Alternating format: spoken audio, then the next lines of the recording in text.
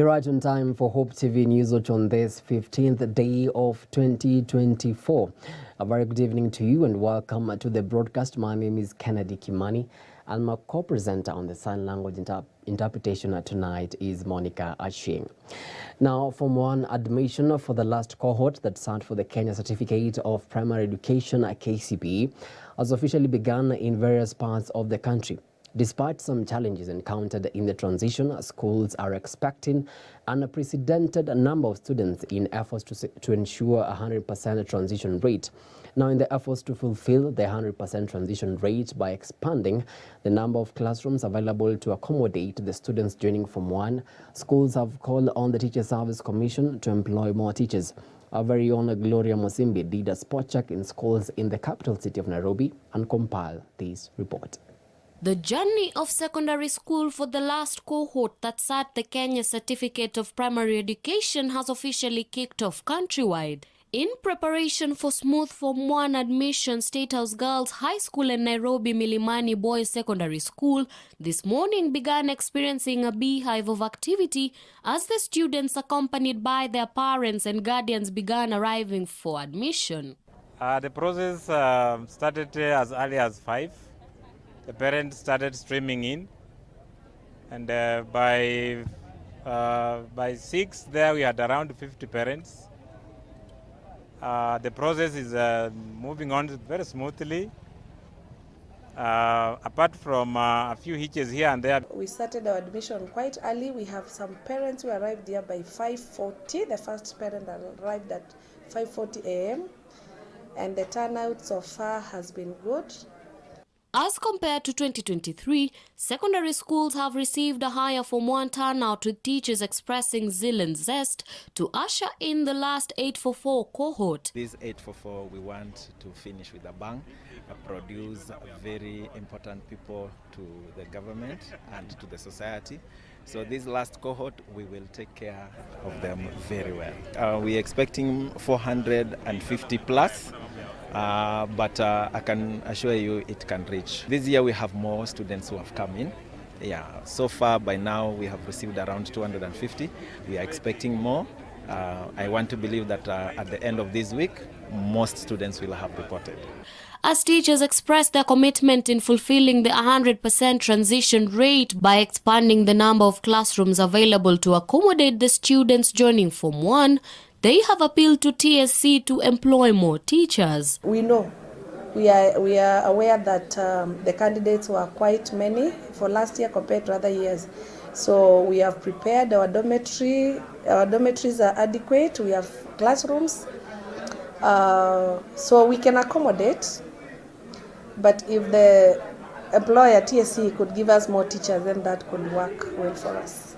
Despite the joy of seeing their children join high school, things have not been rosy, as parents decried the financial burden they are facing due to the high cost of living, thus urging the government to intervene. Kama huu mwaka unajua hivi ilikuwa last KCP, hatafanya tena. So at least serikali tusikize, ijaribu kutoa kakitu kadogo tu, tuweze kupumzika, watoto wetu waweze kuendelea na masomo.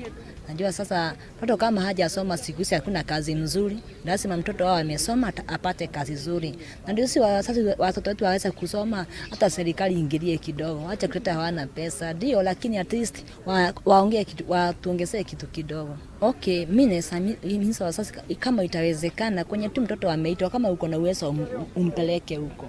Despite the unrest grappling the last cohort of the 844 system, a number of parents have expressed relief as their students have been able to join secondary school and continue with their education.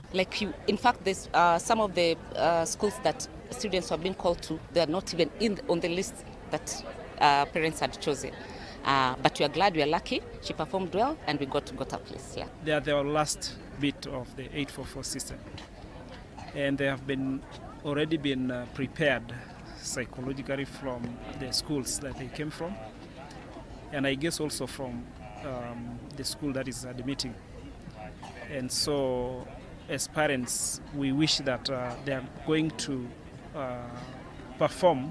Learners, however, expressed enthusiasm to join secondary school and achieve their dreams, hopeful to attain good grades. I'm so excited that I'm joining a national school and I'm expecting straight A's. Kona furaha vile nimejoin hii Milimani Secondary School. I'm so very excited for this face God. Wengi wametamani kwa hii siku lakini wajaona. My expectation kwa hii shule ni nipata E.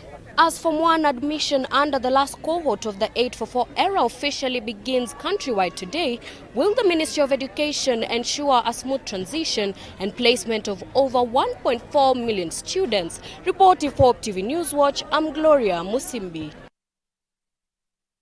Thank you so much, Gloria, for that report. The Cabinet has approved the implementation of the Treasury single account for national and county governments in what it says is a pivotal move to enhance public finance management. During a Cabinet meeting chaired by President William Ruto at State House, Nairobi today, the Cabinet underscored the importance of the TSA in simplifying government banking, creating visibility of government cash resources, and increasing transparency in government cash management. The structure of the TSA will include the National Exchequer Account, the TSA sub-account, and the County Revenue Fund.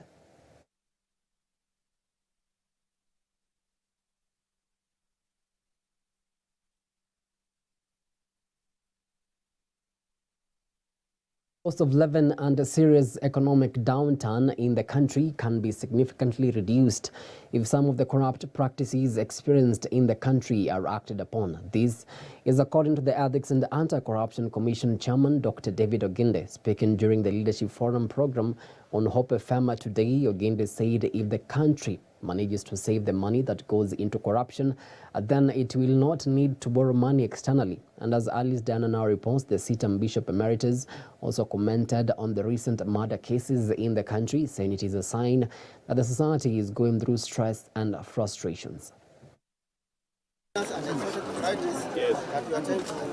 As Kenyans continue to shoulder the effects of the high cost of living and tough economic times, the Ethics and Anti-Corruption Commission Chairman Bishop Dr. David Oginde, but just that personal development, has blamed the situation on corruption practices being witnessed in the country. Speaking during the Leadership Forum on Hope FM, Oginde stated that a lot of money is being lost in corruption. The cries that we have about the high cost of living, serious economic downturn, can be significantly reduced if we acted on some of the corrupt practices that we see in our country. As many of us know, it has been statistically shown that approximately 1/3 of our... According to the CITAM Bishop Emeritus, if the money that is being lost is utilized well, then the country will not need external help as it will be self-sufficient. He noted that EACC is working on how to reduce the current corruption-related figures. If we saved that kind of money, we would not need external help. We would not need to borrow anything. We would be self-sufficient. Yeah. So we want to see how can we work towards reducing that figure. That's our aim. That's our hope. So that if we can eliminate it, the better. Commenting on the recent murder cases in the country between partners that has caused an outcry, with anti-femicide activists raising an alarm, Bishop Oginde noted that the situation has been caused by mental health status of many people due to life becoming unbearable and difficult. He has called on anyone who finds themselves in such a situation to seek advice and counsel. We are living in a society where what we call mental health status of many people is really, really down. And people are not able to cope with frustrations and difficulties in life. And so we kill ourselves, we kill one another. I heard on the news I think it was yesterday, of this girl who jumped from the 3rd floor in their house and killed herself. Those are signs that society is going through stress and frustration. And we pray that people who find themselves in such kind of situation seek advice. Alice Diana, Hope TV Newswatch. So much, Alice, for that report.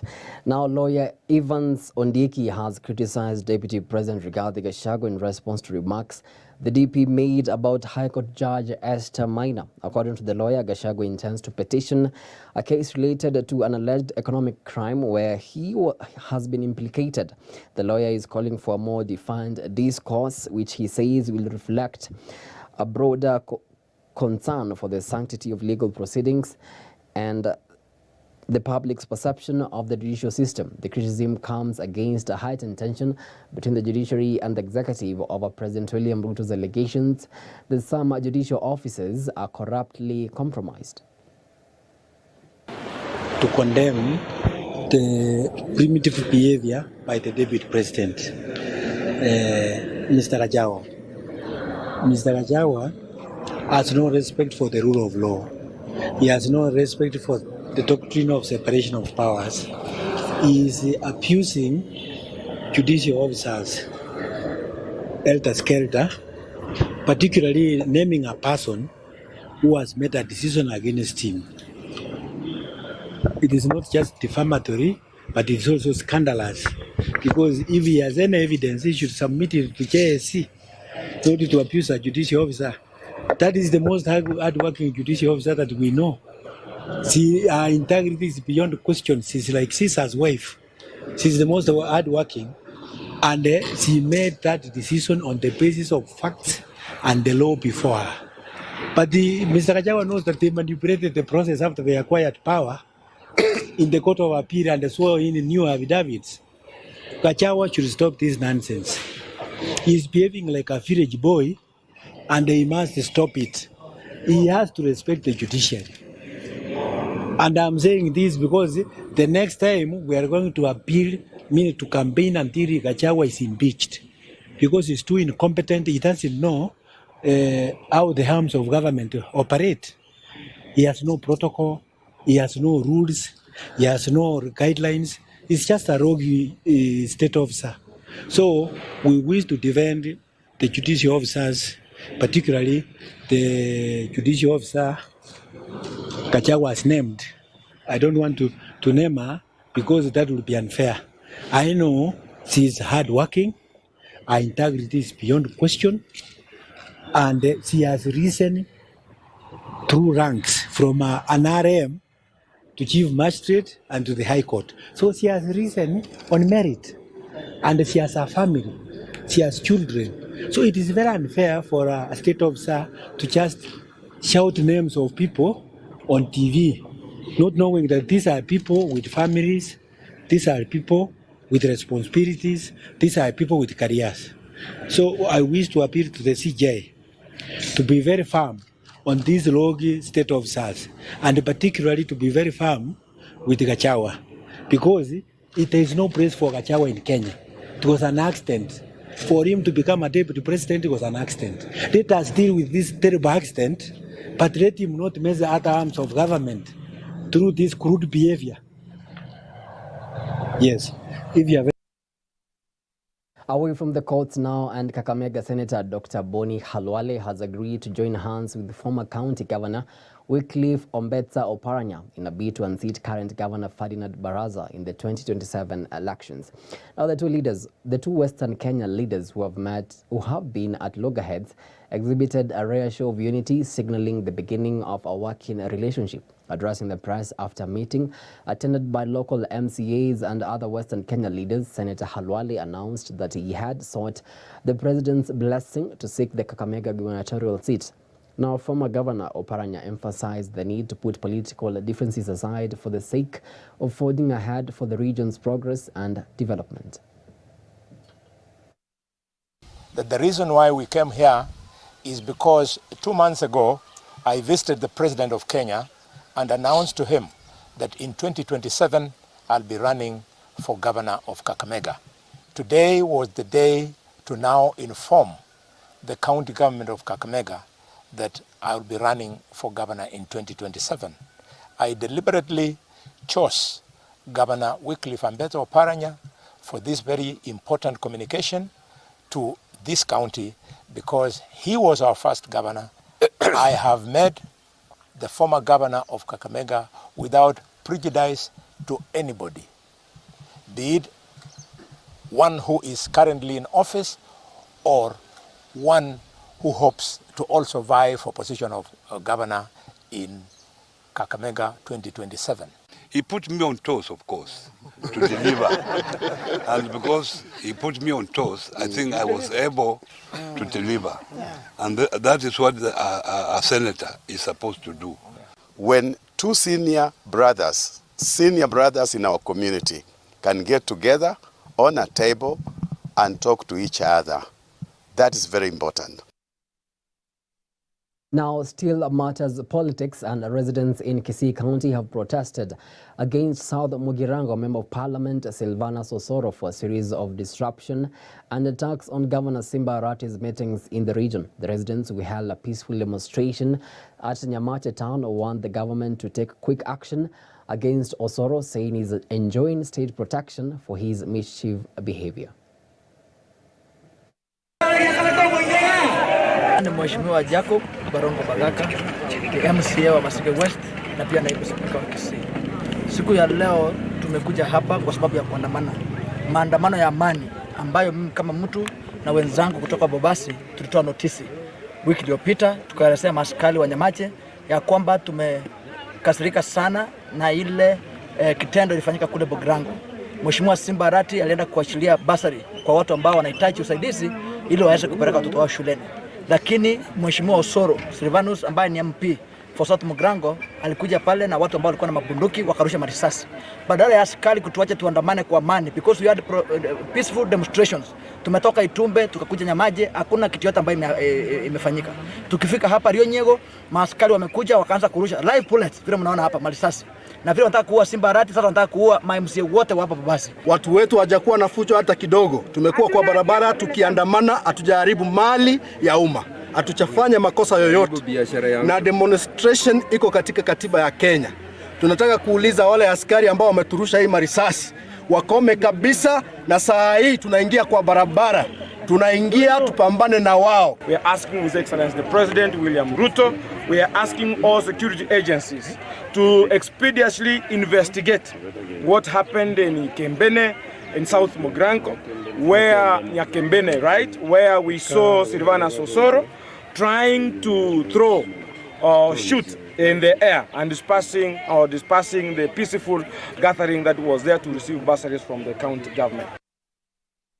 Crossing borders now, and Denmark's King Frederick X has taken the throne after the abdication of his mother, Queen Margrethe II, looking emotional as he waved to the thousands of who gathered in the capital, Copenhagen, to witness the start of a new era. For many in Denmark, his mother, Margrethe, was the only monarch they had ever known, but her shock abdication after more than 5 decades on the throne paved the way for her son, the former crown prince, to succeed her. The handover took place at a cabinet meeting at Christiansborg Palace in the capital when Margrethe signed a declaration of her abdication, officially transferring the crown to Frederick. It's going to be interesting to see how he's going to cope being a king. It's a big change for him, but it's also a big change for the Danish people. We are used to having a queen. That was emotional because, you know, after I'm 52 years old and he's been a part of my life the whole life, you know, and the way she has performed, it's outstanding, I must say. Well, on that note, it's time for a quick break here on Hope TV Newswatch, but we still have much more ahead, so see you on the other side.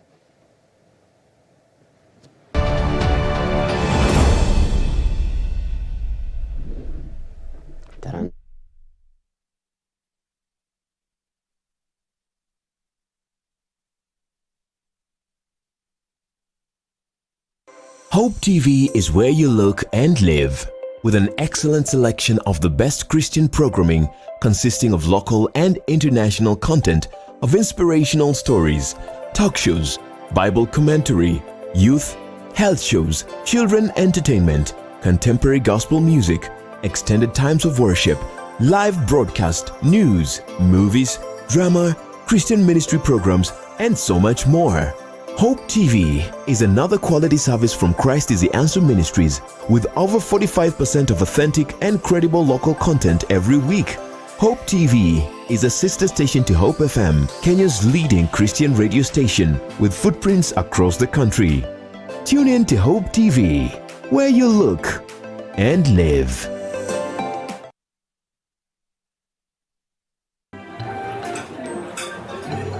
I've actually been trying to find a balance.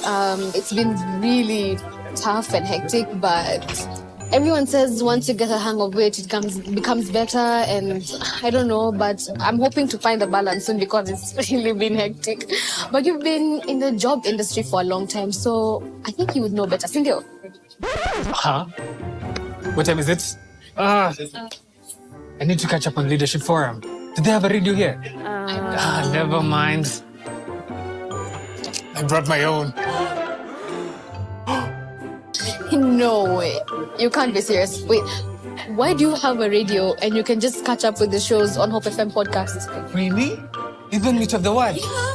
I mean, you can find them on whatever platform, name it. AfriPods, Google Podcasts, Apple Podcasts, Spotify, you name it. But I'm not subscribed on any of them. So no worries. You can just check out the latest episodes on hopemediakenya.org. You can now listen to select Hope FM programs on your favorite podcast streaming platform or directly on our website www.hopemediakenya.org. Listen and live.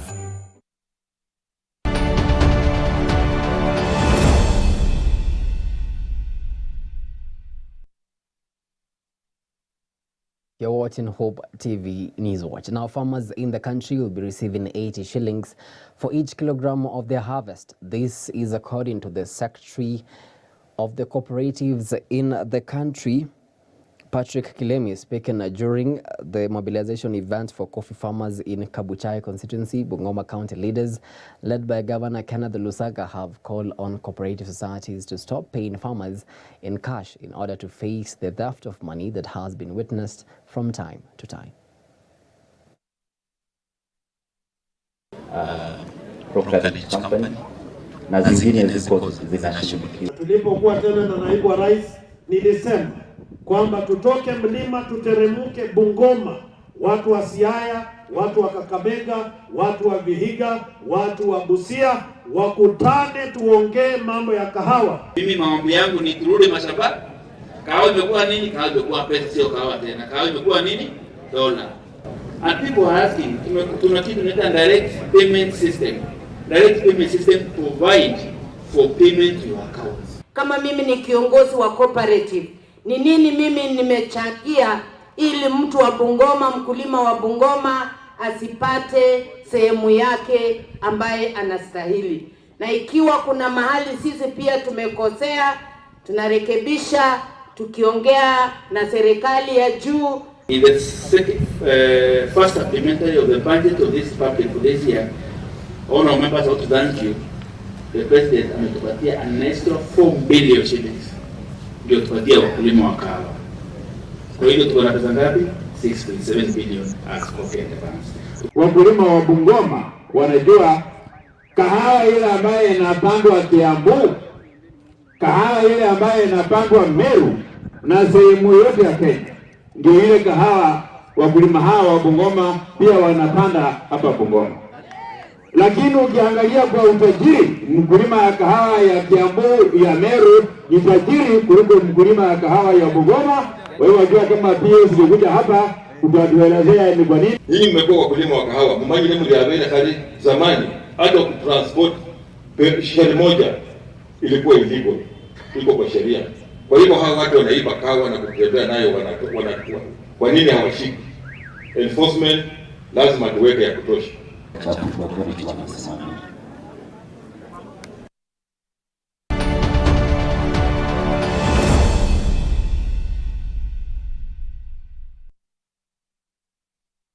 Some sporting action now. Ulinzi Stars failed to capitalize on getting all the 3 points against a KCB side in transition, as both sides had to settle for a 0-0 draw. Both sides struggled to create any real chances in the second half, with the game being as dull as it got in the opening 30 minutes of the game.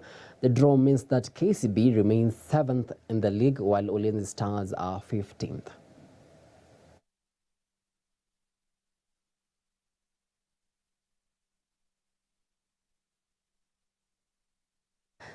Africa Cup of Nations defending champions Senegal began their campaign on a high after beating 10-man Gambia 3-0 today. Pape Gueye opened the scoring in the 4th minute, with Lamine Camara netting twice in the 52nd and 86th minute to complete the rout.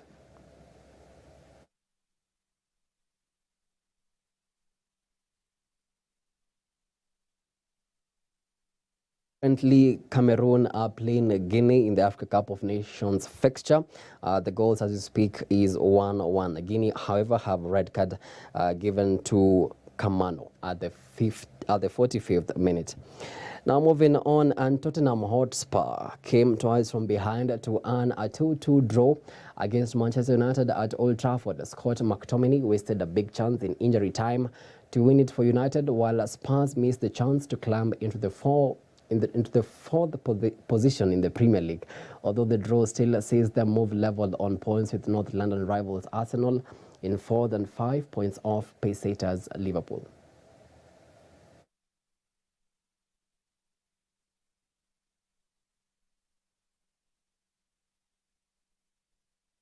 Vinicius Jr. scored a first-half hat-trick as Real Madrid beat Barcelona 4-1 to win the Spanish Super Cup. Vinicius Jr. scored twice in the first 10 minutes to put Carlo Ancelotti's side in control in Saudi Arabia. Robert Lewandowski pulled one back for Barca with a superb volley, but Vinicius converted a 39th minute penalty to restore Los Blancos' 2-goal lead. Rodrigo then added a 4th in the second half before Ronald Araujo was sent off to complete Barca's misery.